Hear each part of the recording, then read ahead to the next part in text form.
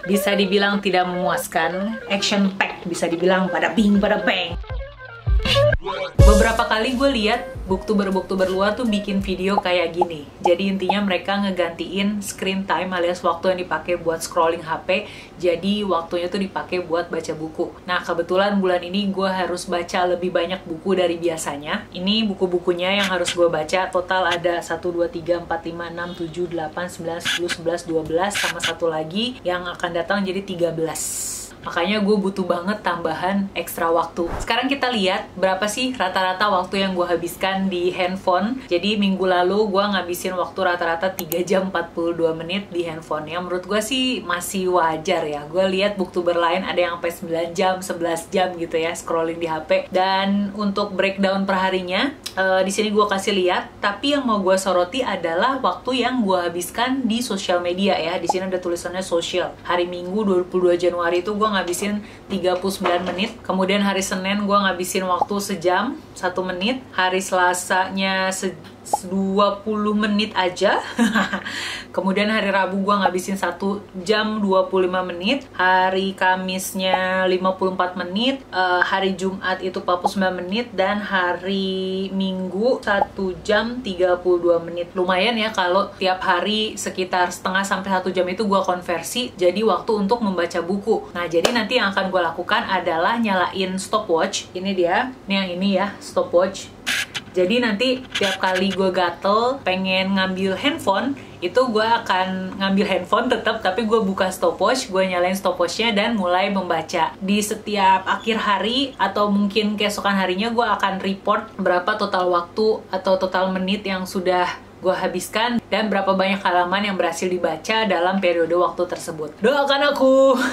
Kemudian gue juga mau netapin target biar videonya makin seru ya. Kalau biasanya dalam 1 minggu gue cuma berhasil ngabisin 2-3 buku dengan ketebalan 200-300 halaman. Jadi minggu ini gue akan menantang diri untuk menghabiskan 2 kali lipatnya, yaitu 4 buku. Jadi dari tumpukan yang tadi gue kasih lihat, gue mau baca sebentar. Yang halamannya sekitar 200-an, ini 200-an sih. Whole.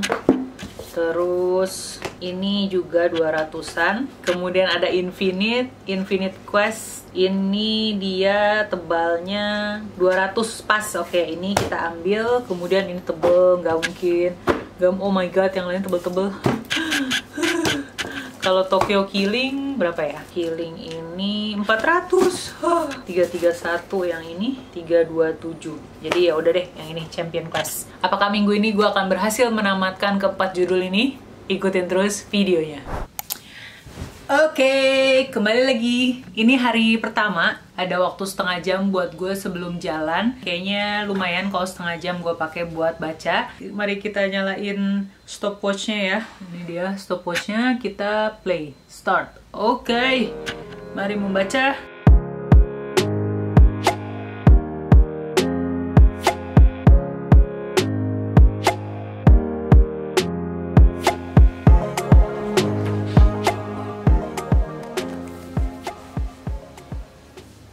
Oke, gue udah baca 19 menit, dapat berapa halaman nih? 15 dikurangin 4, 11 halaman, lumayan. Jadi ini ceritanya settingnya kayak di sekolah elit gitu ya, Champion Class. Jadi ada satu kelas isinya emang murid-murid terpilih gitu. Mereka udah berhasil mengikuti ujian saringan, terus kepilih deh beberapa orang yang bisa masuk ke kelas namanya Champion Class gitu. Nih gue baru baca 11 halaman tapi udah cukup pusing dengan nama-nama tokohnya yang cukup panjang-panjang, kayak misalnya Alice Ritme Mikaela, Rain Denandra Razeta. Yaudah, gue mau beres-beres dulu sebelum berangkat.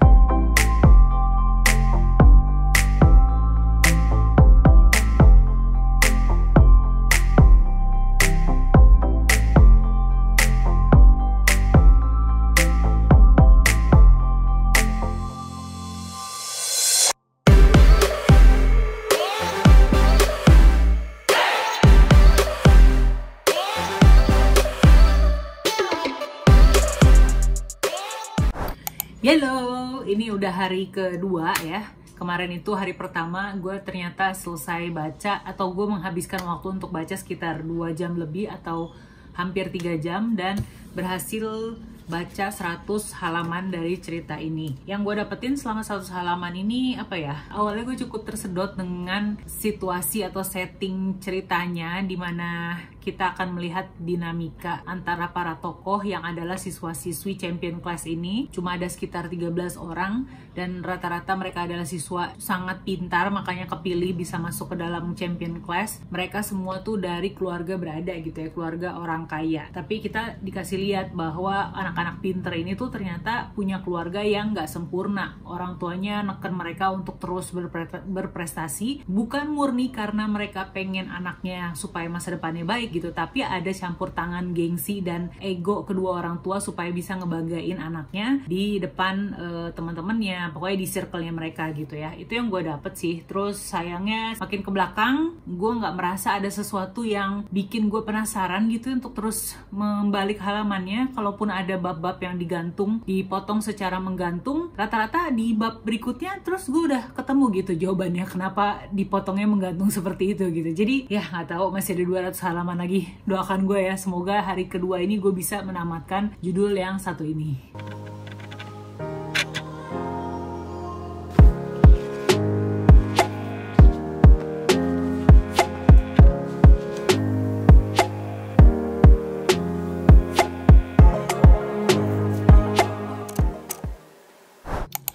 Gue nemu video ini apa namanya, jalan kaki, olahraga jalan kaki 30 menit. Jadi sekarang gue udah males jalan kaki keluar rumah, terus nyari alternatif gimana ya tetap bisa jalan kaki tapi indoor gitu. Terus akhirnya ini direkomendin gitu di YouTube.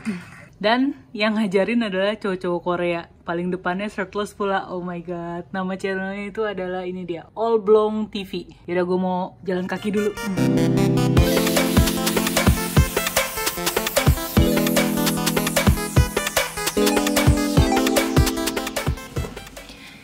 Jadi kemarin cita-citanya untuk menamatkan ini, targetnya mau namatin judul ini gak berhasil. Gue cuma berhasil baca 244 dikurangi 104, 140 halaman dalam waktu 2 jam 40 menit, pokoknya hampir 3 jam. Jadi sama kayak hari sebelumnya, 3 jaman, dan berhasil namatin 100-an halaman, lebih tepatnya 140 halaman. Halaman 150 itu udah mulai kelihatan misterinya ya, udah mulai ada suspense-nya. Jadi ada beberapa siswa di champion class ini yang mereka tuh dapet kiriman berupa kotak pink gitu yang dalamnya isinya kalimat-kalimat pendek yang disertai dengan inisial gitu. Terus juga udah mulai ada adegan kekerasan, salah satu dari mereka kayak sengaja ditabrak gitu sama mobil. Mulai ada misteri-misteri yang melibatkan orang tua mereka. Mulai kompleks sih, terus ada juga red herringnya alias pengalih perhatian. Jadi pembaca tuh kayak dibuat untuk mencurigai beberapa tokoh, yang mana nggak cuma satu, tapi ada dua tokoh yang gue curigai sampai saat ini. Jadi menurut gue untuk segi itunya penulis di sini tuh berhasil gitu ya, bikin satu plot misteri yang bikin penasaran. Tapi yang gue sayangkan adalah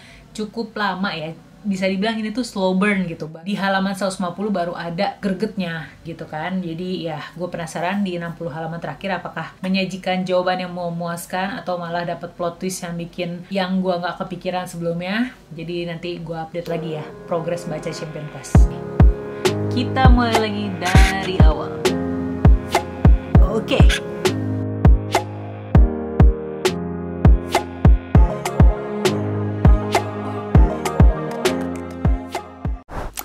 Halo, ini day 4 alias hari keempat ya. Dan kemarin gue udah berhasil namatin Champion Class. Dan endingnya aduh, bisa dibilang tidak memuaskan. Dari sekian banyak clue-clue yang disebar, misteri-misteri yang disebar sama penulisnya, ternyata endingnya tidak semengejutkan itu. Dan juga penyelesaiannya menurut gue kurang nampol aja sih. Terus concern lain, nggak tahu, kayaknya ini gue belum riset sih, apakah ini tuh tadinya adalah cerita di Wattpad terus kemudian dijadiin buku. Kalau memang iya, gue bisa melihat sih bentukannya, karena ini tuh kayak baca bab-bab yang ada di cerita online yang mana nggak ada apa ya, antar bab tuh nggak ada sambungannya gitu loh, nggak ada bridgingnya dari satu bab ke bab lain. Jadi satu bab dipotong terus kemudian kita masuk ke bab berikutnya yang mana udah ada konflik konflik baru gitu, konflik baru, misteri baru, yang mana model kayak gitu mungkin berhasil ya kalau di cerita online, karena kan kita nungguin setiap berapa minggu sekali gitu ya, baca, terus kita dapet konflik baru, kita penasaran, terus kemudian ada sedikit penyelesaian, kemudian endingnya digantung lagi supaya kita penasaran sama bab berikutnya. Tapi kalau dijadiin bentuk kayak buku kayak begini, gue merasa kayak baca cerpen yang begitu banyak dengan tokoh-tokoh yang saling berkaitan gitu. Terus juga dialog-dialognya menurut gue kayak sinetron ya, dan kalaupun ada emosi-emosi yang muncul tidak dielaborasi gitu, hanya sekedar dituangkan ke dalam potongan-potongan kalimat yang di kepala gue sih jatuhnya jadi kayak nonton sinetron. Terus ya menurut gue ini lebih ke drama, slice of life yang ada sentuhan misteri thrillernya, jadi kayaknya this is not my favorite sih. Tapi udah selesai, senang sekali akhirnya berhasil menamatkan novel setebal 340 halaman ini. Kemarin gue ngabisin 100 halaman terakhir dalam waktu 2 jam 16 menit ya. Jadi sekarang mau beralih ke buku baru dan pilihan jatuh pada The Infinite Quest-nya Vino Yeka. Mas Vino Yeka ini kayaknya udah lumayan sering ya nulis novel mystery thriller. Terus di bawahnya sini juga ada keterangan kasus Sugi dan Laura yang kedua. Apakah ini bersambung? Semoga enggak ya. Nanti gue nggak paham lagi siapa Sugi dan siapa Laura. Yaudah, gue baca dulu.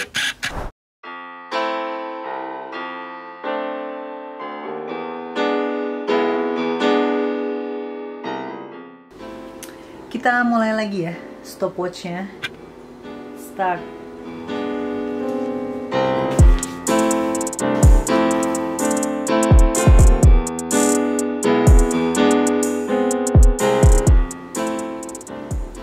Wow, awalnya udah menarik. Jadi ada satu tokohnya gitu, dia suka kucing. Jadi pas dia ngelihat kucing ditendang itu, dia langsung kejar kucingnya, dia ambil, dan kayaknya dia nyuruh seseorang buat melenyapkan orang yang nendang kucing tersebut. Oke, ini menarik.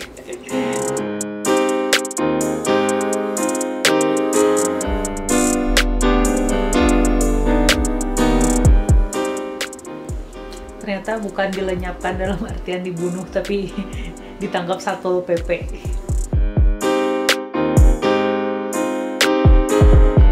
Makan siang gue hari ini, jadi lagi mau diet, makanya masak sendiri biar bisa ngontrol kalorinya. Halah. Gue udah baca 1 jam 51 menit, tapi break dulu sih. Ini sekarang udah malam, tadi kan gue mulai baca siang ya. Dan udah nyampe 100 halaman, udah ngabisin 100 halaman. Jadi ini ceritanya tentang tokoh utamanya yang bernama Laura. Dia itu adalah reserse kepolisian. Dan benar, ini tuh buku keduanya. Buku pertama yang penulis judulnya adalah Silent Demon, yang mana tokoh utamanya juga sama, yaitu Laura dan juga Sugi. Jadi ceritanya katanya di buku pertamanya Laura dan Sugi itu berhasil menyelesaikan kasus dengan gemilang, bahkan sampai diliput sama media massa gitu ya. Nah kalau di kasus yang ini, kalau di buku yang ini kasusnya itu adalah si Laura dimintain tolong sama tantenya untuk nyari sepupunya yang hilang, namanya Gading. Jadi si Gading ini adalah teman kecilnya Laura. Tapi sejak SMP sikapnya Gading tuh berubah, dia jadi bandel gitu dan sering kabur-kaburan dari rumah. Ketika udah dewasa, tantenya alias ibunya tuh minta tolong ke Laura buat dicariin, soalnya ayahnya itu udah sakit-sakitan dan pengen banget ketemu Gading gitu. Nah di sisi lain kita di pembaca dikasih sudut pandang tokoh lain yang bernama Artawan Narpati. Dia ini pengusaha sukses yang tadi di awal gue bilang ya, dia suka nyelamatin kucing-kucing terlantar, tapi di sisi lain dia juga dalam tanda kutip mengamankan gelandangan-gelandangan. Dan ternyata Satpol PP yang mengamankan gelandangan itu tuh bukan petugas resmi gitu ya, ternyata petugas gadungan. Nah jadi sepanjang cerita ini kita akan cari tahu kenapa Artawan Narpati ini nangkep-nangkepin gelandangan, dan kita juga mau cari tahu apakah Laura berhasil menemukan sepupunya yang bernama Gading itu. Ini seru sih, narasinya juga enak, engaging gitu ya, dialognya juga gue suka bacanya, nggak kaku. Jadi ini tebalnya cuma 200 halaman, jadi gue harap malam ini bisa selesai ya, harusnya sih, finger cross.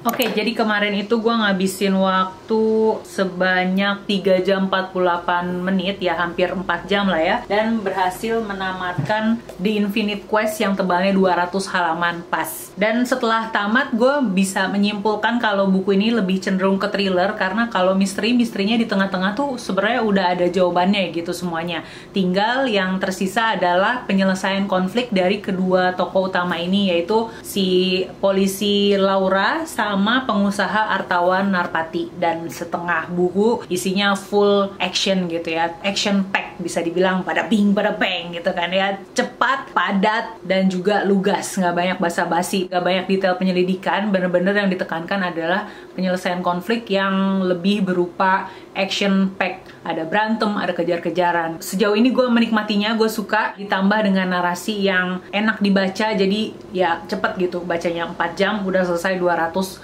halaman. Nah, abis ini gue mau lanjutin baca ke buku selanjutnya, yaitu ini dia, The Sun Sets Over Me, yang ditulis oleh Eiren K. Carista Dea. Ini tebelnya 225 halaman. Apakah akan menghabiskan waktu yang sama sekitar 4 jam? Gak tahu juga, ikutin terus reading vlognya.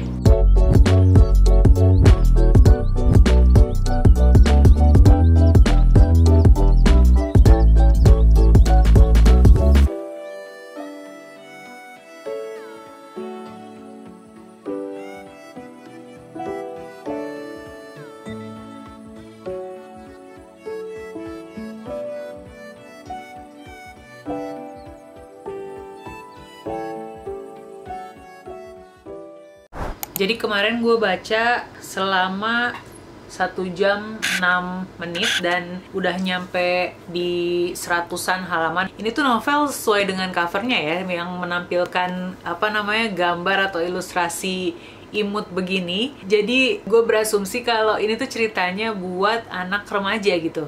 Soalnya ngingetin sama teen lead yang gue baca pas zaman SMP gitu. Konsepnya atau tone-nya tuh mirip-mirip kayak gitu. Jadi ceritanya tentang si tokoh utama cowoknya Victus dan juga tokoh utama ceweknya Diana yang kerja di London Investigation Headquarters. Ya, ini settingnya ceritanya di London gitu ya. Terus si Victus ini digambarkan sebagai karakter yang sedikit arogan karena dia ngerasa bisa mecahin kasus. Dan adegan itu dibuka ketika si Victus nyampe di London Heathrow, bandara Heathrow di London sana. Dan ada korban deh, ceritanya ada korban yang meninggal di toilet. Kemudian dia mencoba mencari tahu, dia menyusun deduksi, dan ternyata deduksinya benar gitu kan ya. Nah, si Diana ini nggak sengaja dia temui di bandara itu juga. Dari situ ceritanya berkembang. Di halaman 100 ini ada kasus lagi yang mana korban itu adalah temennya si Victus ini, dan gak cuma satu. Sejauh ini udah ada 2 korban, dan gue punya feeling kayaknya nanti ceritanya bakal dimana teman-temannya si Victus ini mati satu persatu, dan si Victus mau gak mau harus cari tahu siapa pelakunya gitu ya.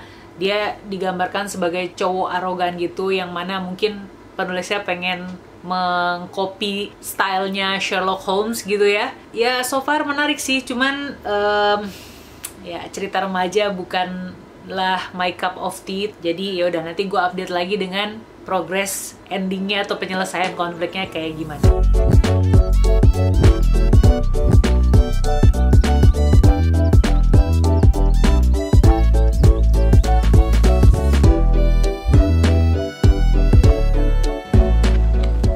Tamat. Kita lihat stopwatch, 2 jam 23 menit. Oke. Review singkatnya, ini tuh kan masuk kategori romance noir ya di Scarlet Pen Award. Jadi cerita romance yang ada sentuhan mystery thrillernya. Dalam hal ini ada sentuhan detektifnya, ada penyelidikannya. Di sini romance-nya tuh lebih ke frenemies,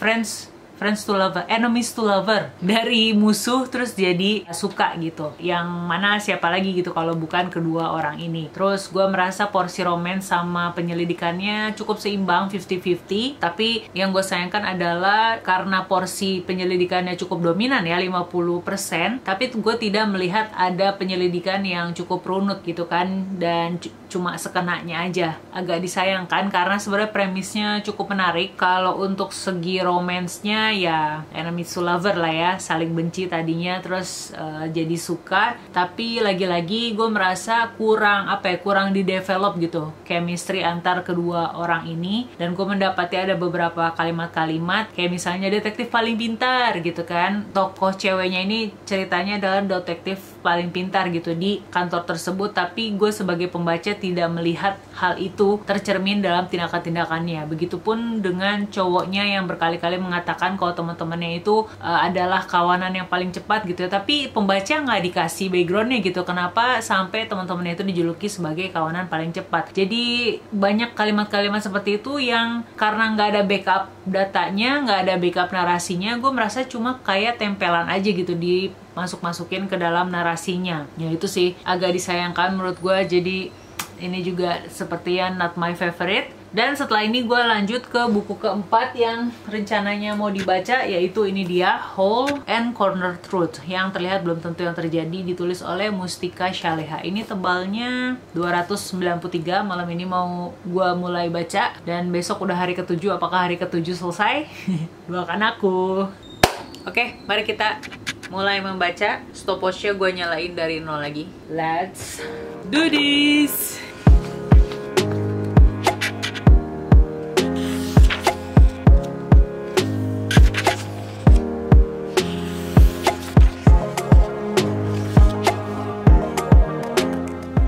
Gue baru baca sampai halaman 14 ya, dan cuma mau bilang kalau narasinya not bad, bagus. Setelah baca novel yang sebelumnya terus baca ini, kayak peningkatannya jauh gitu. Jadi gue berharap novel ini bakal ngasih kejutan buat gue, semoga.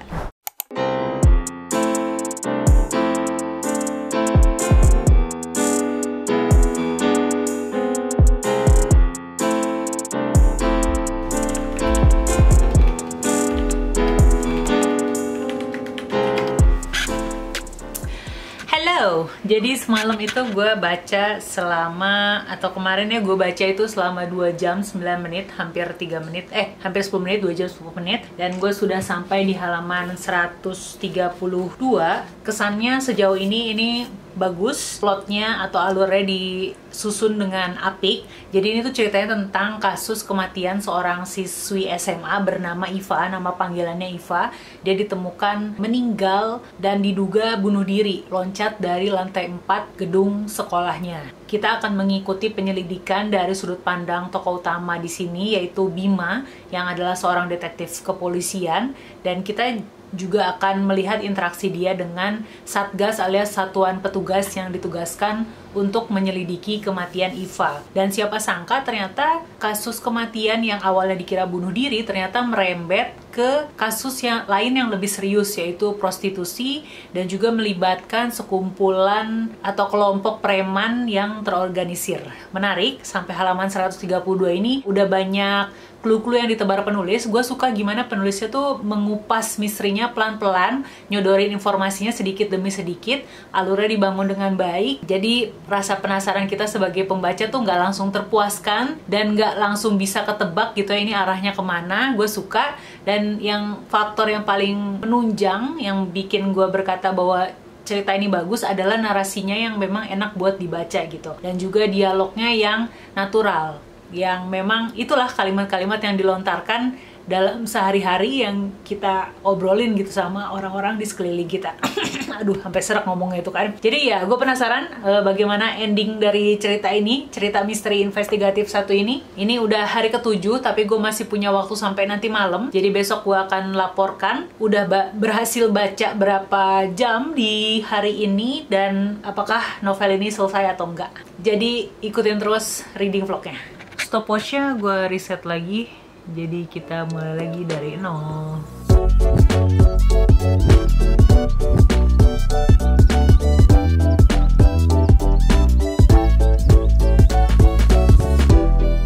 Oh my god, gue baru aja nemu plot twistnya dan gak nyangka sih, tapi gak tahu endingnya bakal kayak gimana.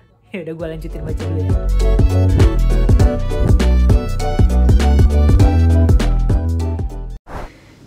Oke, kemarin itu gue baca dalam durasi 3 jam 9 menit dan berhasil menamatkan novel satu ini. Fix ini ceritanya berhasil ngasih gue kejutan, gak nyangka kalau ceritanya bagus dan gue puas gitu sama keseluruhannya. Tapi yang terpenting kemarin plot twistnya yang gue kasih tahu itu gue nggak nyangka, nggak kepikiran kalau ternyata pelakunya adalah dia. Dan setelah plot twistnya diungkap tuh sebenarnya masih ada banyak lagi yang terjadi dan itu lebih ke penyelesaian konflik, serta di bagian paling akhir banget ada penjelasan tentang masa lalu keluarganya Bima, dan itu menutup ceritanya dengan memuaskan kalau menurut gue. Karena ini romance, sempet ada bagian yang romansnya tuh cukup mendominasi ya, jadi gue sempet agak cringe gitu bacanya. Tapi setelah itu alurnya, pace-nya tuh dibelokin lagi ke adegan yang menegangkan dan bermain strategi. Jadi gue suka sih sama porsi dalam buku ini ya, porsi romance, porsi misterinya, porsi penyelidikannya, porsi thrillingnya.